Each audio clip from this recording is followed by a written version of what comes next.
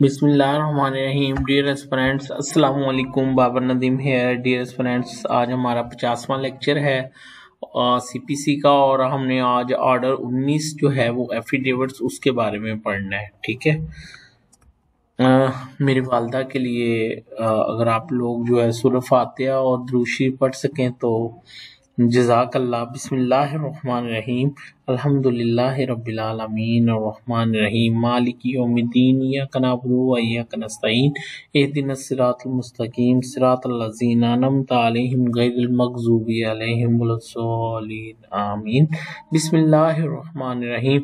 अल्लाहुम्मा सल्लि अला मुहम्मद व अला आलि मुहम्मद कमा सल्लैता अला इब्राहीम व अला आलि इब्राहीम इन्नका हमीदुम मजीद। अल्लाहुम्मा बारिक अला मुहम्मद व अला आलि मुहम्मद कमा बारकता अला इब्राहीम व अला आलि इब्राहीम इन्नका हमीदुम मजीद। डियर एस्पिरेंट्स, सब्सक्राइब करें और बेल आइकन को भी प्रेस करें, और प्लीज़ जो है वो बेल आइकन को प्रेस इसलिए करें ताकि जो नेक्स्ट लेक्चर्स हों वो जो है वो उसको जो है आप लोग जो है वो आपको उसका नोटिफिकेशन मिल सके। और सबसे अहम चीज़ जो है वो ये है कि शेयर ज़रूर करें। शेयरिंग जो है वो बेसिकली क्या है कि वो एक सदका जारिया है, और आपको हमेशा उसका सवाब जो है वो मिलता रहता है, और हम अपनी सक्सेस को उसी सूरत में इंश्योर कर सकते हैं कि अगर आप 5 लोग हो तो आप में से हर बंदे को एक चीज़ ऐसी आती होगी जो दूसरे को नहीं पता होगा। तो जब आप शेयर करना शुरू कर दोगे ना तो फिर पांचों ही परफेक्ट हो जाओगे, आप पांचों ही कामयाब हो जाओगे।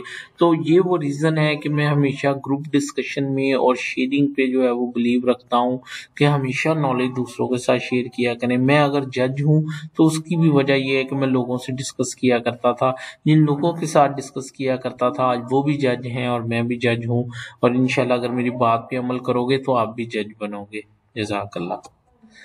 अच्छा जी, आपके पास कॉपी पेंसिल होनी चाहिए, अपडेटेड बेरेक्ट होना चाहिए। ठीक है, और जो मैं बोल लूँ उसको आपने लिखते चले जाना है। ठीक है। अच्छा, आज हमने ऑर्डर 19 नहीं पढ़ना, वो तो 3 उसके वो हैं, वो क्या कहते हैं और रूल्स हैं, और बड़े छोटे छोटे से हैं। तो वो तो मैं आपको अगर चाहता तो मैं 5 मिनट में आपको बता के फारग कर देता। नहीं, आज मैंने आपको बताना है कि हम देखते हैं अदालतों में बड़े बयाने हल्फी आ रहे होते हैं। ठीक है, तो वो बयाने हल्फी होता क्या है, उसकी हैसियत क्या है, ठीक है, उसके अहम जुज़ कौन कौन से होते हैं, ठीक है, उस पर कितने की कोर्ट फी लगती है, उसके अहम अज्जा कौन से होते हैं, उसे किस कानून के तहत लिखा जाता है, उसे एक ओथ कमिश्नर क्यों तस्दीक करता है, एक झूठे बयाने हल्फी के क्या नताइज हो सकते हैं, और ये ओथ कमिश्नर जो है ये कौन होता है, इसकी फीस कितनी होती है। ये सारी चीज़ें मैं आपको पता क्यों बताना चाह रहा हूँ। देखिए, ग्रिप है ना, लॉ पे जब आपकी ग्रिप हो जाए, फिर चाहे आपका कोई एग्जाम हो, चाहे वो EHA का एग्जाम हो, चाहे वो प्रोपोजिशनल क्वेश्चन हो, वट एवर हैपन हो, इवन आप अगर एक अच्छा लॉयर बनना चाहते हैं, देखिए अगर आपको बयान अल्फी का कानून पता होगा ना, तो आप अगर गवाह के ऊपर क्रॉस कर रहे हैं तो आपको बयान अल्फी देखते साथ ही पता चल जाएगा कि इसमें ये डिस्क्रिपेंसीज हैं जिसका मैंने बेनिफिट लेना है, और फिर आप उसके मुताबिक उस गवाह के ऊपर जो है वो क्वेश्चन जरा करते चले जाएंगे, और बाद में जब आर्गूमेंट करेंगे तो आप वो लॉ पढ़ के और अपनी जरा को रिलेट करके बताएंगे कि ये बयान अल्फी अगेंस्ट द लॉ है, इसको आप जो है नहीं पढ़ सकते। तो कहने का मतलब ये है कि अगर आपको लॉ आता होगा तो आप जरा करेंगे ना। तो ये आर्ट जो जरा की आर्ट है उसके लिए बड़ा जरूरी है कि लॉ जो है उसके ऊपर ग्रिप हो, और आपको ये पता हो कि जो क्वेश्चन मैं उससे पूछने जा रहा हूं वो मैं क्यों पूछने जा रहा हूं, ताकि कल को मैंने उसको लॉ से कनेक्ट करके कोर्ट को कहना है कि ये देखें जी कि ये जो है ये एज पर लॉ ये केस जो है ये बनता है या नहीं बनता। जज़ाकल्लाह, आपको मेरी बात समझ आ गई। तो मैंने आपको दोबारा बता दिया कि आज हमने ऑर्डर 19 नहीं पढ़ना, बल्कि हमने एक जनरली एक देखना है कि बयान अल्फी क्या होता है। ठीक है, और फिर ऑर्डर 19 को भी देख लेंगे। सबसे पहला क्वेश्चन ये है कि एक एफिडेविट क्या होता है। An affidavit is a declaration as to facts made in writing and sworn before a person having authority to administer an oath. यही है। देखिए ये ओथ ये बेसिकली एक शख्स की इन राइटिंग स्टेटमेंट होती है और वो कसम खा के कह रहा होता है कि जनाब ये जो बात इसके अंदर लिखी है ना ये बिल्कुल जो है वो सच्ची लिखी हुई है, ठीक है। और उसका मकसद क्या होता है, कोर्ट का टाइम बचे, बजाय इसके कि कोर्ट जो है वो खुद जो है वो एक एक लफ्ज उसका ओथ के ऊपर, जैसे एग्जामिनेशन इन चीफ लिखा जाता है, कोर्ट उसके वो एग्जामिनेशन का पूरा बयान लिखे। कोर्ट जो है वो क्या कर सकती है, उसको कह सकती है कि भाई आप जो है ना अपना बयान जो है ना एक एफिडेविट के ऊपर लिख के ले आओ, तो वो कोर्ट का टाइम बचेगा, कोर्ट का प्रीशियस टाइम जो है वो बचेगा, ठीक है। तो एक एफिडेविट जो है वो एक डिक्लेरेशन होती है, फैक्ट्स के बारे में इन राइटिंग होती है, और वो ओन ओथ यानी कसम खा के वो बंदा कहता है किसके सामने है, a person having authority to administrate, वो एक बंदा जिसकी अथॉरिटी होती है उसको वो कहता है। अब वो अथॉरिटी किसकी होती है वो हम आगे चल के जो है वो देखेंगे, ठीक है। अच्छा, एक एफिडेविट किस किस किस लिए आता है, फैक्ट्स के बारे में आता है। अब मुझे एक बात बताइए, अगर 711 की एप्लीकेशन हो तो उसके साथ एफिडेविट लगाने की जरूरत है? Not at all. क्यों? क्योंकि वैसे तो आप 711 की एप्लीकेशन आ ही नहीं सकती। वैसे एक बात कर रहा हूँ, क्योंकि 711 हमेशा क्वेश्चन ऑफ लॉ के ऊपर होती है, तो फिर उसके साथ एफिडेविट लगाने की जरूरत होती नहीं होती। जहाँ पे क्वेश्चन ऑफ फैक्ट हो वहां पे आपने एफिडेविट जो है वो साथ जो है वो लगाना होता है, वो भी अगर लॉ ने कहा हो, ठीक है। अब मैं आगे चलूँ। अब सबसे पहले हम इसको एक्सप्लेन करने लगा हूं, किसको, before a person having authority to administer an oath. इसके लिए आप अपने बेर एक्ट पे सेक्शन 139 जो है उसको खोलें।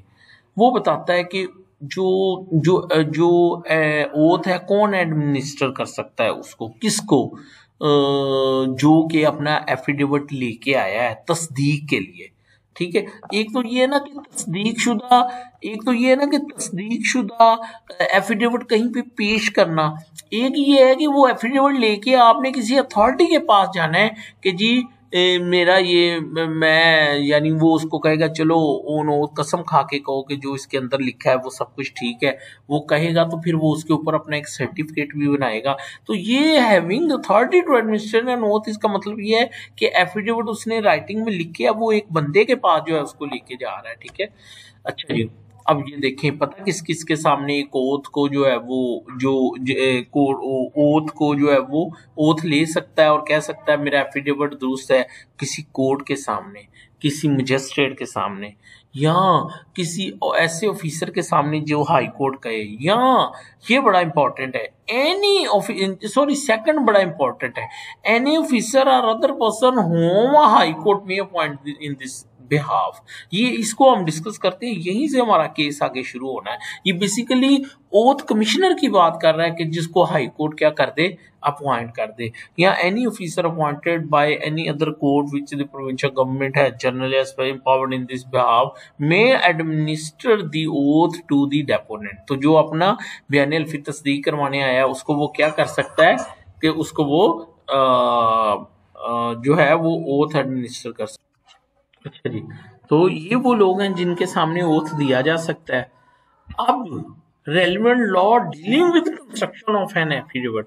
अब वो लॉ क्या है जो एक एफिडेविट जिसके तहत एफिडेविट बनता है और हम रोज उसको कोर्ट में आता हुआ जो है वो देख लेते हैं, ठीक है। तो ये आप नोट कर लें, high court rules and order volume 4 chapter 12 part B, ये एक एफिडेविट के साथ डील करता है और ये बताता है कि एक एफिडेविट जो है वो अदालत में जो है वो किस तरह से आएगा। ये आपके सामने आ गया, होप कि आपको नजर आ रहा है, ये जो है वो वाज़ेह नजर आ रहा है। Part B high court rules and order volume 4 chapter 12 part B affidavits. लो जी, रूल 1 ये रेलिवेंट लॉ 1 ये बताता है कि ये जो है ना जो सीपीसी में है वो डील करता है सेक्शन 139, वो हमने पढ़ लिया है। सेक्शन 139 हमने पढ़ लिया कि किसके सामने ओथ दिया जा सकता है, और उसके साथ ऑर्डर 19 है जो हमने आगे चल के पढ़ना है।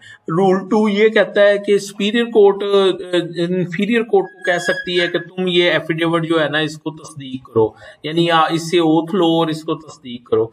एनी हाउ, अब बड़ा इंपॉर्टेंट आ गया, आज आपका ये कॉन्सेप्ट जो है वो ना क्लियर हो जाना चाहिए कि एक एफिडेविट के ऊपर कितनी कोर्ट फी लगती है। कहता है नो कोर्ट फी और other stamp is required upon an affidavit made for immediate purpose of being filed and use in any court और before any officer of any court schedule 1 and no fee has been prescribed as chargeable for attestation of an evidence except as laid down in para 5। देखिए वो ये कह रहा है कि जो immediately court में एफिडेविट आने होते हैं ना, इमीडिएटली कोर्ट में, उनके ऊपर वो सादे कागज के ऊपर होंगे, उसके ऊपर किसी कोर्ट फीस की जो है वो जरूरत नहीं होगी। स्टैंप एक्ट के तहत या कोर्ट फी एक्ट के तहत अदरवाइज बिल्कुल जरूरत नहीं होगी, ठीक है।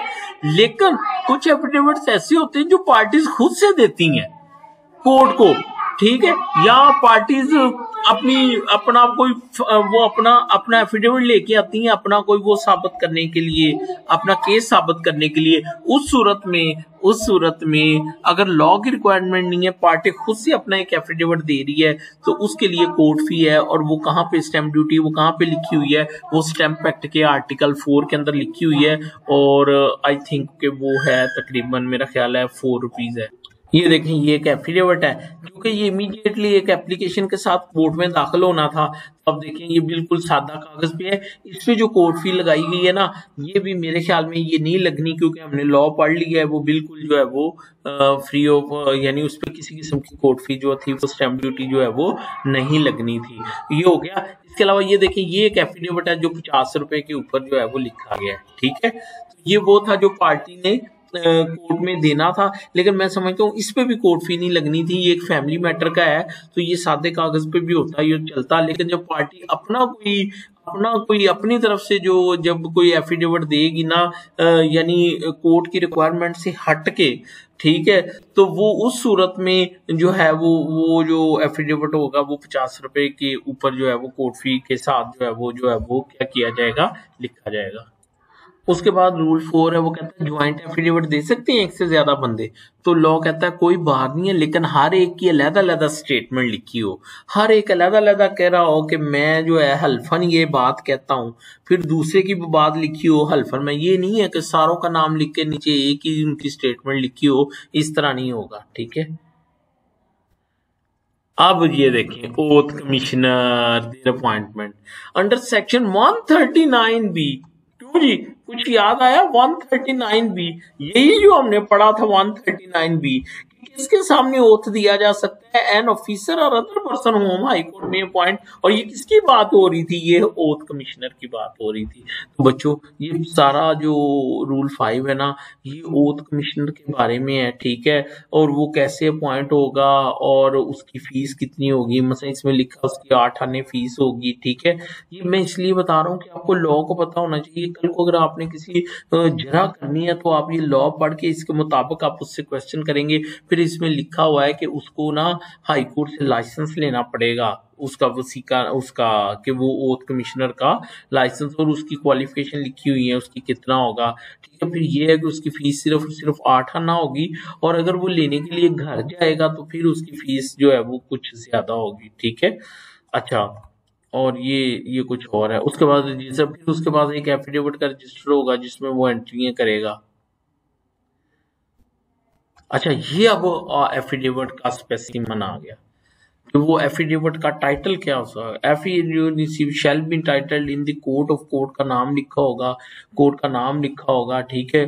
फिर उसके बाद क्या होगा कि पार्टी का केस का टाइटल लिखा होगा, ठीक है। उसके बाद वो बंदा जो दे रहा है उसका नाम लिखा होगा, ठीक है।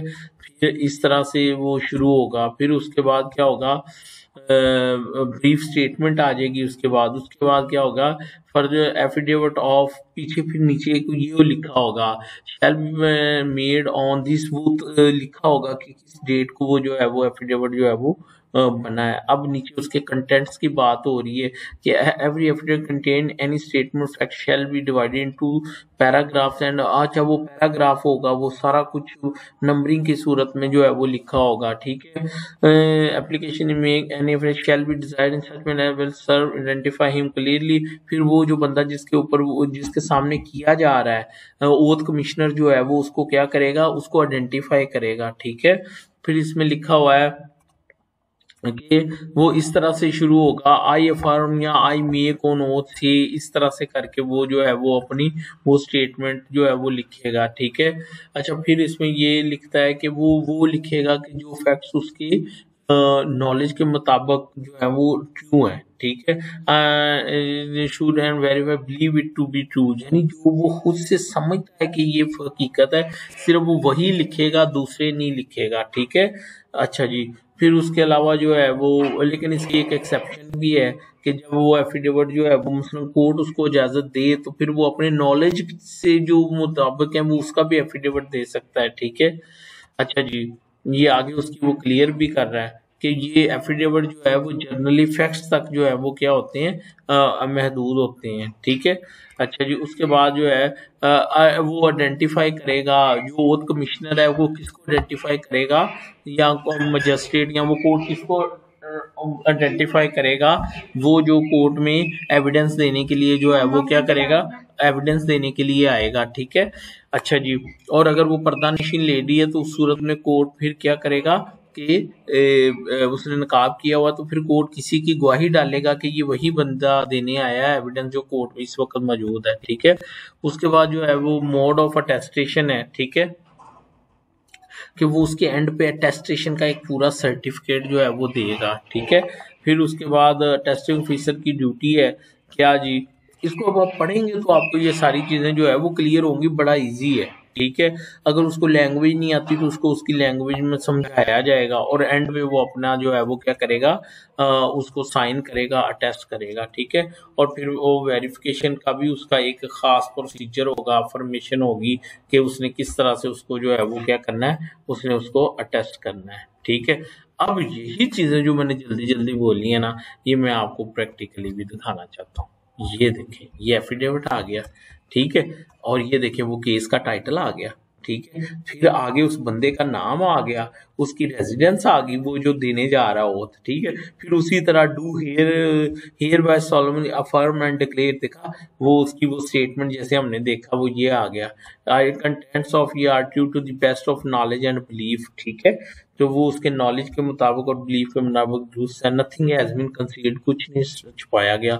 अब ये देखें वो एक उसकी वेरिफिकेशन है, वो उसकी, अब ये देखें ये अटेस्टेशन हो रही है, ठीक है। और नीचे देखें सर्टिफिकेट भी दे रहा है वो, टेस्टिंग ओथ कमिश्नर अपना सर्टिफिकेट भी दे रहा है, ठीक है। Certified that above stated on oath for me on this Bahawalpur resident who is identified वासी, ये उसने स्टैंप बनाई है। सर एफिडेविट्स के ऊपर ये सर्टिफिकेट नहीं होता तो उसकी कोई वैल्यू नहीं, उस पर केस लॉस भी हैं, ठीक है। तो ये यहाँ पे वो अटेस्ट कर रहा है, अपने साइन अंगूठे कर रहा है, ये वो अपनी तस्दीक कर रहा है, वो जो एफिडेविट दे रहा है वेरीफाइड ऑन ओथ। ये सारा वो जो है वो चैप्टर 12 और वो जो वॉल्यूम 4 और उसका पार्ट बी उसमें पढ़ के आए हैं, तो ये उसकी एक प्रैक्टिकल एग्जांपल आपके सामने जो है वो मौजूद है। अब ये देखिए ये एक फैमिली कोर्ट का है, तो गौर कीजिएगा ज़रा कि इसमें उसने कोई सर्टिफिकेट नहीं लिखा, सिर्फ तो कहा है अटेस्टेशन। तो आप बताएं क्या ये प्रॉपर है, क्या ये प्रॉपर है एफिडेविट? बिल्कुल नहीं है, क्योंकि यहाँ पे सर्टिफिकेट जो है वो मौजूद नहीं है, यहाँ पे सर्टिफिकेट जो है वो मौजूद नहीं है। तो होप कि आपको मेरी बात की जो है वो जो है वो समझ आ गई है। तो ये मैंने आपको एक एफिडेविट के बारे में एक बर्ड आई व्यू दिया है, ठीक है। आगे आप खुद इसको पढ़ के अपना नॉलेज इनहांस कर सकते हैं, वो आगे चले, ठीक है। अच्छा, अब ये देखें ये वो जो 50 रुपए वाली कोर्ट फी लगनी या नहीं लगनी, तो ये आप स्टैंप एक्ट का वो जो आखिर में शेड्यूल दिया हुआ है उसका आइटम नंबर 4 देखें, ठीक है। तो उसमें कहता है include information in case of person by law allowed to firm और डिक्लेयर इंस्टेड ऑफ स्वेरिंग, जहाँ पे वो एफिडेविट की इजाजत दी जाए तो वो कितने रुपए का, 50 रुपए का लगाएगा, ठीक है। लेकिन उसकी एक्सेप्शंस क्या है, कहाँ पे जरूरत नहीं होगी एफिडेविट देने की? सबसे पहले है कि as a condition of enrolment under army act ये ठीक है फॉर हाँ for the immediate purpose of being filed or use in court और before the officer of any court. अगर इमीडिएटली किसी कोर्ट के सामने देना है तो फिर उसमें कोर्ट फी 50 रुपए की नहीं लगेगी। और for sole purpose receiving any pension. ठीक है, जज़ाकल्लाह, इसकी आपको समझ आ गई।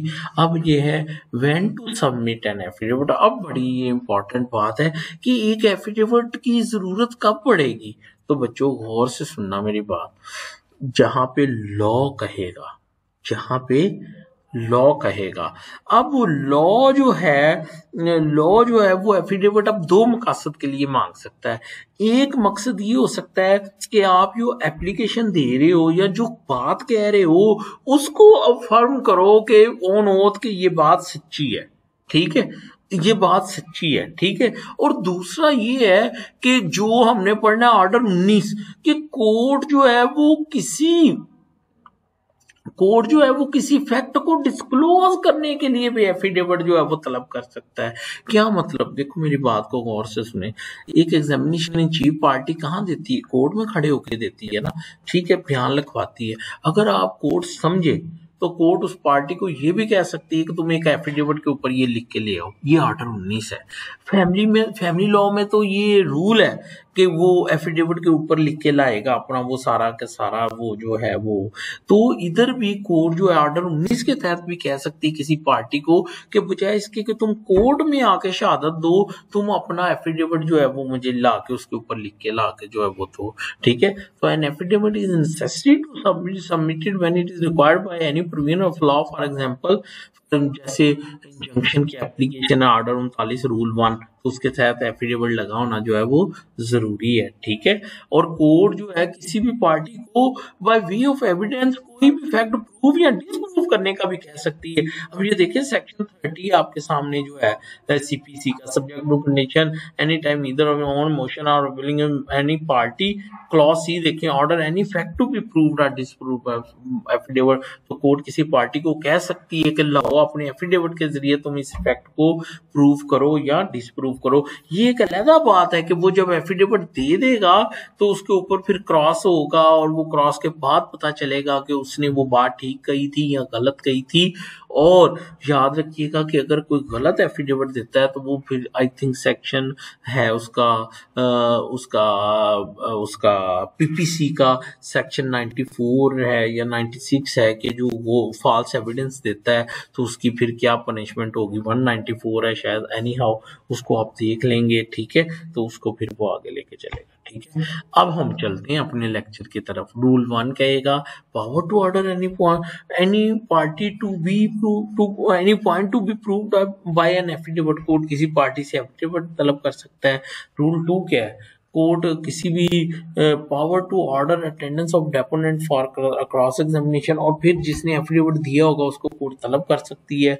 और रूल 3 है matter to which affidavit shall be confined, और किस हद तक एफिडेविट जो है वो आ सकता है, ये अब हम आगे चल के पढ़ेंगे। रूल 1 क्या है, power to order any point to be proved by an affidavit. Any court may का मतलब discretion at any time किसी for sufficient reasons के साथ क्या कर सकती है, order that कह सकती है any particular fact or facts may be proved by affidavit। तो कोर्ट कह सकती है कि भाई थ्रू एफिडेविट आप इसका एफिडेविट दाखिल करें इस फैक्ट को प्रूव या डिसप्रूव करने के लिए।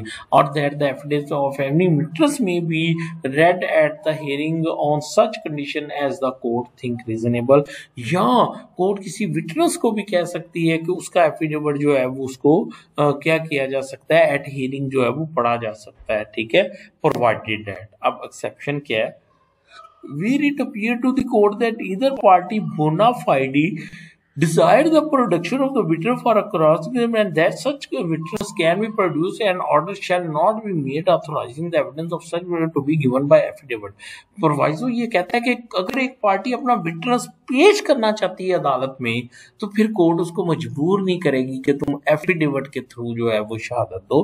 फिर कोर्ट उसको तलब करेगी और फिर अपने सामने उसका एग्जामिनेशन इन चीफ लिखेगी और दूसरी पार्टी जो है उसके ऊपर क्या करेगी, जरा करेगी। ठीक है, आप में से जिन लोगों ने फैमिली केसेस की वो अक्सर देखे और देखते होंगे कि एक एफिडेविट के ऊपर वो अपनी शहादत लिख के ले आता है और कोर्ट उसको एग्जीबिट कर लेती है और फिर उसके बाद जरा शुरू हो जाती है। ठीक है। रूल 2 क्या है? Power to order attendance of deponent for crossing upon any application evidence may be given by affidavit but the court may at the instance of either party order the attendance for cross examination of the deponent. Rule 2 ये कहता है कि किसी भी party की application पे court उसको कह सकती है कि ठीक है तुम एविडेंस जो है वो ऑन एफिडेविट दे दो, लेकिन अगर दूसरी पार्टी कहे कि नहीं ये एफिडेविट झूठा है तो फिर कोर्ट उस डेपोनेंट को तलब भी कर सकती है, आओ भी अदालत में आके जो है वो एविडेंस दो। ठीक है। लेकिन अगर दूसरी पार्टी समझती है कि उसने जो ऑन ओथ बात कही है वो मुझे फैटल ही नहीं है तो वो फिर तलब नहीं करेगी उसको। Such attendance shall be in court unless the deponent is exempted from personal appearance. हाँ, अब जिसका एविडेंस आ गया उसको कोर्ट तलब कर सकती है पार्टी में, लेकिन कोर्ट तलब नहीं करेगी अगर लॉ उसको इजाजत देता है कि आप ना पेश हो कोर्ट में, पर्सनल अपीयरेंस से एग्जेम्प्ट करता है। अब वो कौन से सेक्शन है जो पर्सनल अपीयरेंस से एग्जेम्प्ट करते हैं, याद करें सेक्शन 132 और सेक्शन 133। सेक्शन 132 क्या कहता है? कहता है कि सर्टेन वुमेन्स हैं जिसको पर्सनल अपीयरेंस के लिए जो है वो तलब नहीं किया जा सकता, और जो 133 है वो भी सर्टेन पर्सन्स की बात करता है जिनको के एविडेंस के लिए तलब नहीं किया जा सकता। ठीक है।